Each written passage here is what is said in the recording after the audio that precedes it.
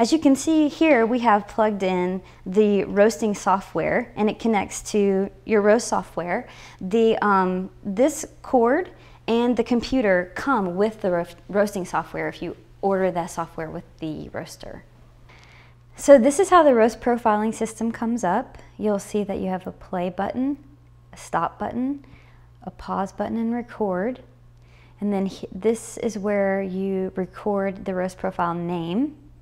If you want to delete a roast profile, this is a secondary control panel where you can fine tune the roast.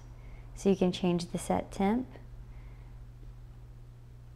how much power is going to your burner,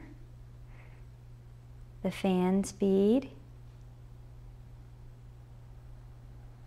and the drum speed here. This is where you can browse all the recipes that you've put in, and this just changed the look of what you're seeing. This will give you everything in a list as well as showing you a graphic here,